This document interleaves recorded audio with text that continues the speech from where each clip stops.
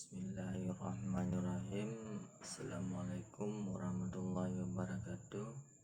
Sebelumnya perkenalkan, saya Ziar Murti dari Prodi Pemanfaatan Sumber Daya Perizinan dengan NIM 23111030163. Baiklah, saya di sini akan menjawab soal ujian dari Bapak Ilham Zulfahmi, yaitu 1.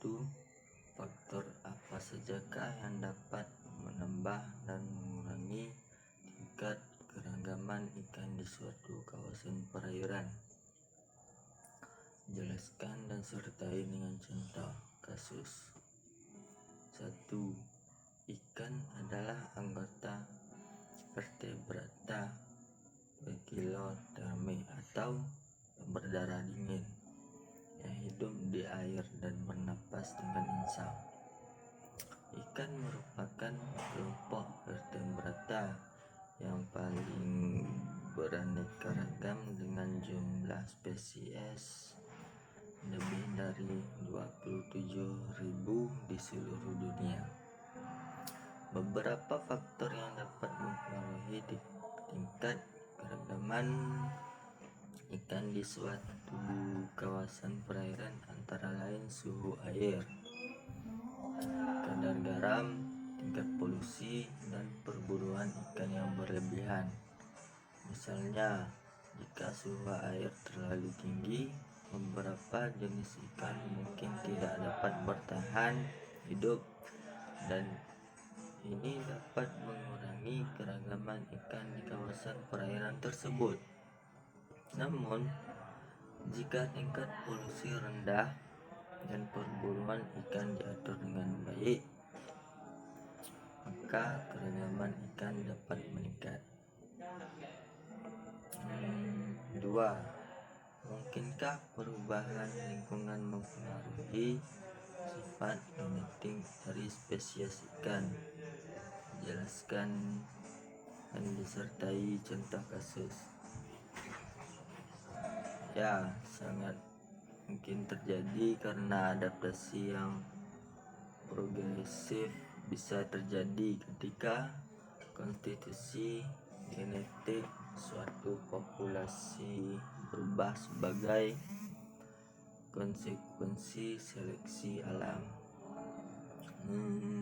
Perubahan lingkungan dapat mempengaruhi sifat genetik dari spesies ikan. Misalnya, jika suhu air meningkat secara signifikan, maka spesies ikan tertentu mungkin akan mengalami mutasi genetik yang dapat mempengaruhi adaptasi mereka terhadap suhu air yang lebih tinggi.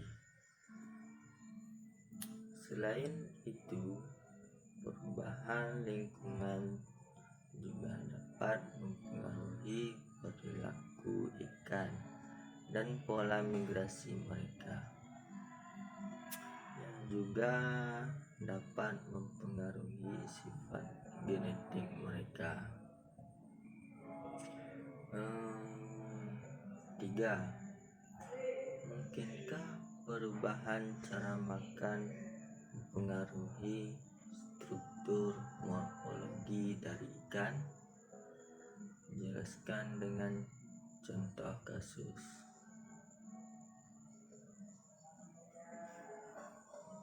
Jawaban 3. Ya, perubahan cara makan dapat mempengaruhi struktur morfologi dari ikan.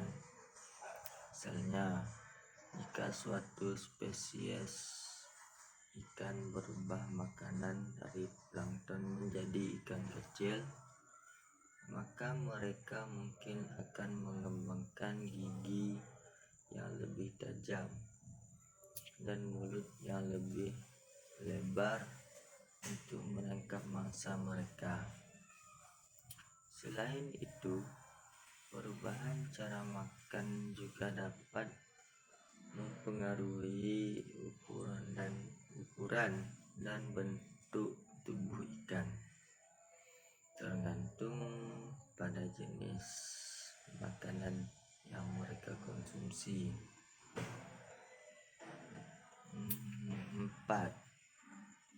Unsur apa sajakah yang diperlukan dalam upaya mendosmedikasi ikan? Beberapa unsur yang diperlukan dalam upaya mendosmedikasi ikan antara lain pemilihan induk yang baik, pengaturan kondisi lingkungan yang optimal, pengaturan pakan dan nutrisi yang tepat, serta pengendalian penyakit dan parasit. Selain itu, pemantauan dan pengawasan yang baik juga diperlukan untuk memastikan kesehatan dan pertumbuhan yang optimal. Sekian dari saya, Harimurti, itu yang dapat saya sampaikan.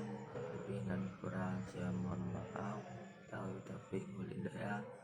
Assalamualaikum warahmatullahi wabarakatuh.